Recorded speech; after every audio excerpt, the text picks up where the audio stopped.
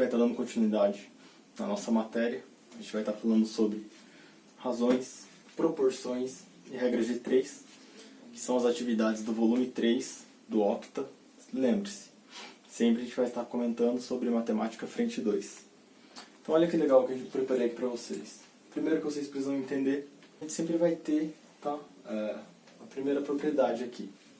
A primeira propriedade fala pra gente o seguinte: numa certa razão, numa dada razão, A sobre B é igual a C sobre D. É só um exemplo, tá? O que acontece? Como que a gente pode trabalhar esse tipo de igualdade? Primeiro, a gente vai tirar MMC da parte de baixo, tá? O MMC aqui, no caso, vai ser B vezes D. Então eu coloco aqui, ó, B vezes D. Aí eu faço o MMC, que foi a nossa matéria passada. B vezes D dividido por B multiplicado por A. Como que isso fica? B vezes D dividido por B é D, desculpa.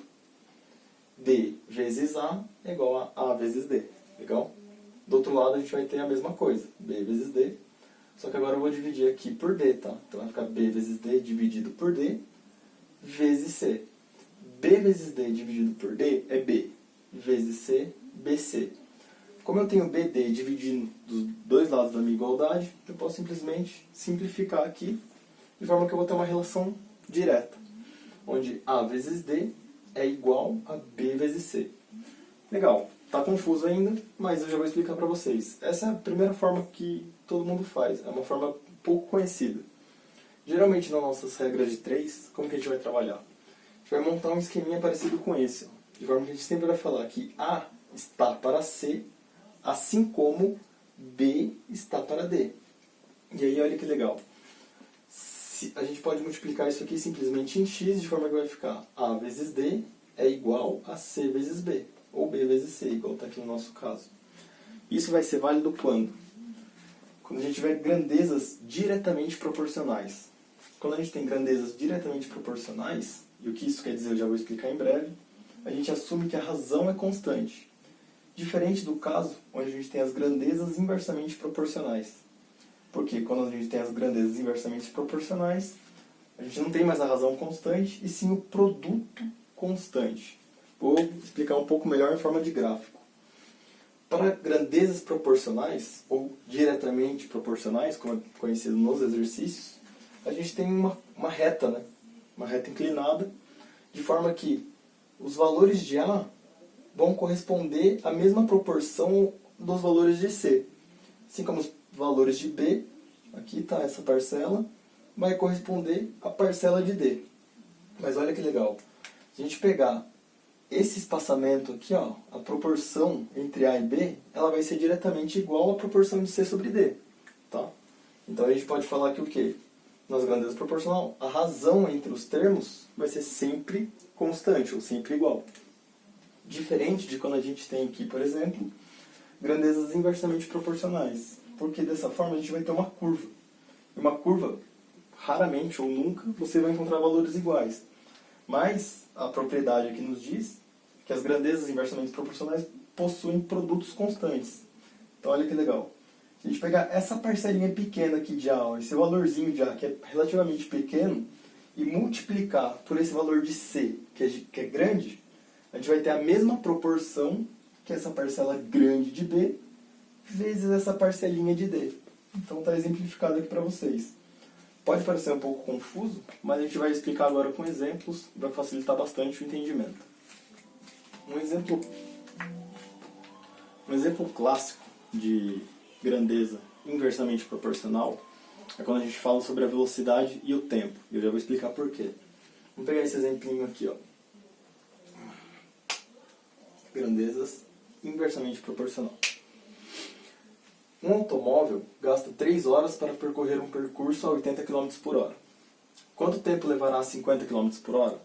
Então eu gosto de trabalhar dessa forma. Eu monto uma tabelinha, tá? Não precisa ser tão caprichado assim, mas você precisa enxergar dessa forma. Onde eu tenho as colunas tempo e velocidade. Tá? E nas linhas, o que eu posso pôr? Eu vou pôr os dados que o enunciado me deu. Por exemplo, eu sei que um carro demora 3 horas num percurso a 80 km por hora, certo?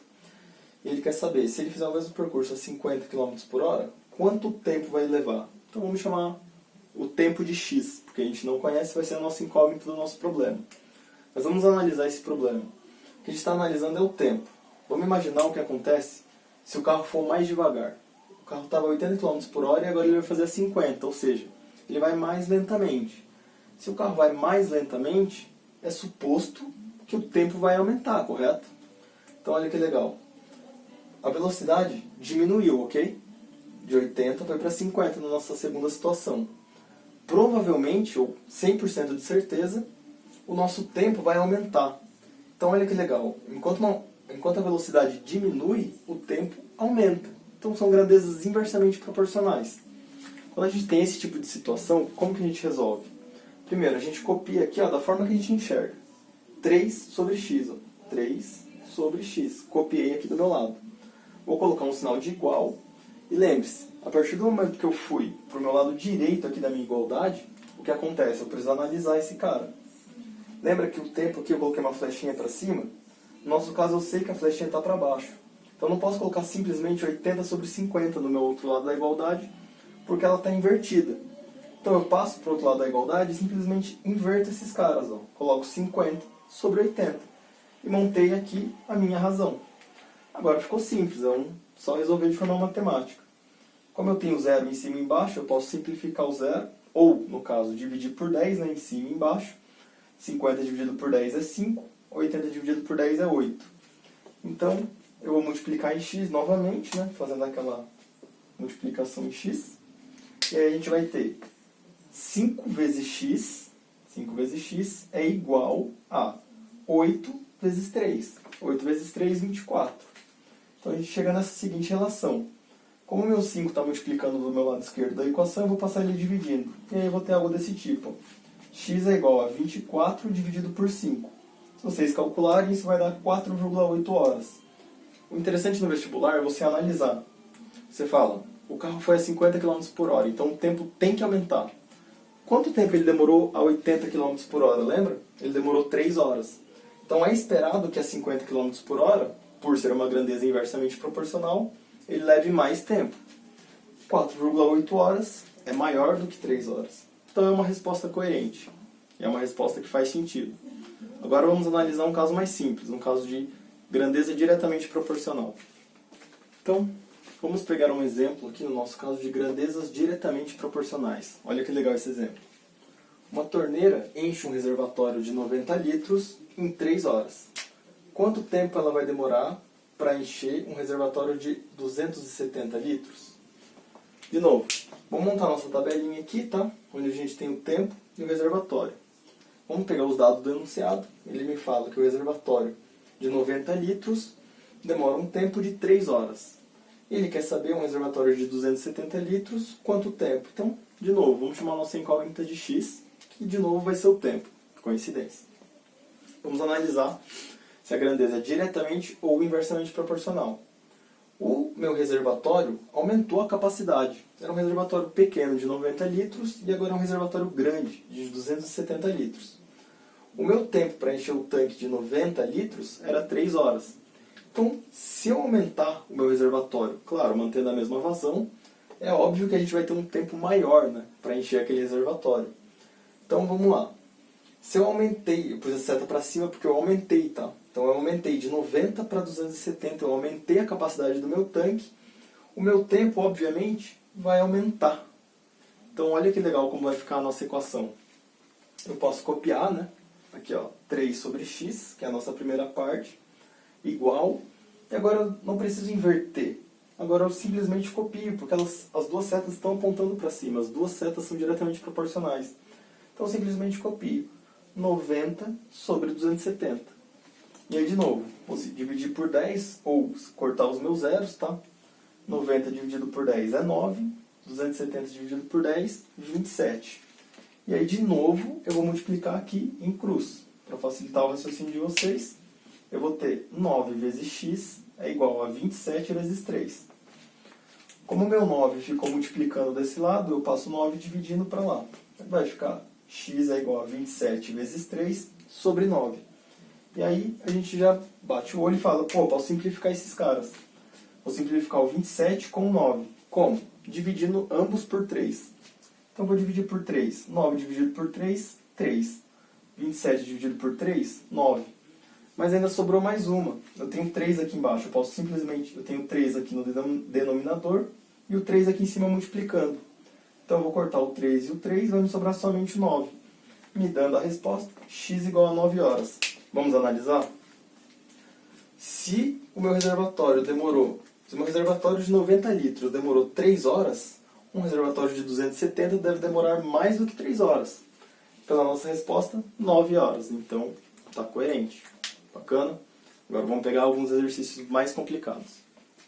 Bom, no vestibular nunca vai cair somente grandezas direcionais ou grandezas diretamente proporcionais ou inversamente proporcionais. O que é muito comum de acontecer é quando a gente mistura todos esses caras no mesmo enunciado. Vamos analisar? Olha esse exemplo, que bacana. Para asfaltar 1 km de estrada, 30 homens gastaram 12 dias trabalhando 8 horas por dia. 20 homens trabalhando 12 horas por dia gastarão quantos dias para asfaltar 2 km? Perceba que ele misturou, diminuiu o número de homens, aumentou as horas que eles trabalham por dia, então confundiu tudo. Mas vamos continuar no nosso método de trabalho. A gente monta a nossa tabelinha, seguindo os dados do exercício. 30 homens, 12 dias, 1 km de estrada, demoram 8 horas, trabalhando 8 horas por dia. Se os homens trabalharem 12 horas por dia para asfaltar 2 km de estrada com 20 homens, quantos dias eles vão demorar? Esse é um caso legal, a gente precisa trabalhar cada variável de forma independente. Então vamos começar da forma simples.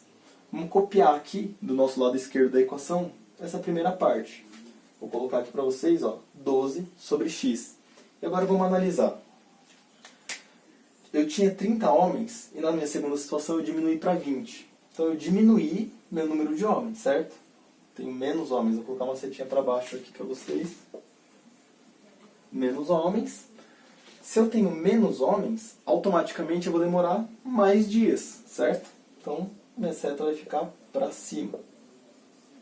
Logo, elas são inversamente proporcionais.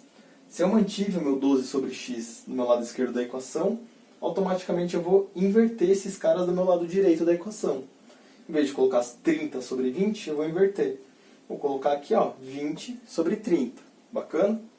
Vamos continuar no nosso lado direito da nossa equação e vamos analisar a estrada. Eu tinha 1 km de estrada para asfaltar e agora eu vou ter 2 km de estrada. Então eu aumentei o meu comprimento de asfaltamento, né? Vou asfaltar mais asfalto, vou ter mais asfalto para fazer. Se eu aumentei o meu asfalto, obviamente eu vou demorar também mais dias, né? Então olha que legal, a minha seta também é para cima. Então mais asfalto, mais dias, são diretamente proporcionais. Eu vou copiar 1 sobre 2, diretamente aqui multiplicando a nossa primeira variável. Bacana? 1 sobre 2. E vou analisar, agora no nosso caso, o número de horas. Vamos lá, eu tinha 8 horas na minha primeira situação e agora eu tenho 12 horas. Então eu aumentei as horas que eles trabalham por dia. Eles trabalhavam 8 horas por dia e agora eles estão trabalhando 12 horas por dia. Se eu tenho os homens trabalhando mais tempo por dia, obviamente eu vou ter menos dias, né? Então eu vou levar aqui, menos dias para terminar a minha obra, para terminar o meu asfaltamento. Então, se eu aumentei o número de horas, eu diminuo o número de dias, inversamente proporcionais. Em vez de colocar 8 sobre 12, eu inverto esses caras. Vou colocar aqui, 12 sobre 8. E agora ficou simples, é só a gente trabalhar da forma matemática aqui, De novo, vou cortar o zero, ou dividir por 10 em cima e embaixo, já que é uma multiplicação. 20 dividido por 10 é 2, 30 dividido por 10 é 3. E vou, de novo, multiplicar todos esses caras em x aqui, Então eu vou ter a seguinte equação. 2 vezes 1, 2. Vezes 12, 24. 24 essa parcela de cima. 24 vezes x, 24x. É igual a 8 vezes 2 vezes 3 vezes 12. 8 vezes 2 vezes 3 vezes 12. E aí eu vou simplificar, ó. Como eu tenho 12 multiplicando desse lado e o 24 desse lado, eu vou dividir os dois lados da minha equação por 12. Dividindo os dois lados por 12, eu simplesmente cancelo esse 12 aqui. E esse 24 dividido por 12, sobra 2. Só que eu também tenho 2 do outro lado da minha igualdade. Então eu vou cancelar o 2 aqui também, ó. Cancelo o 2, cancelo o 2. De forma que eu vou ter x é igual a 8 vezes 3. 8 vezes 3, 24 dias. Então, dada a situação do problema, e fica difícil a gente analisar se a resposta é coerente, porque tem muitas variáveis, a gente chega na resposta do exercício 24 dias. Beleza? Esse raciocínio serve para esse tipo de problema e vai livrar vocês de algumas questões aí, principalmente do vestibular. Então, essa foi a aula de hoje. Espero que tenham entendido. E não se esqueçam de estudar e fazer os exercícios propostos, inclusive dos que estão no Qmágico. Até mais. Bons estudos.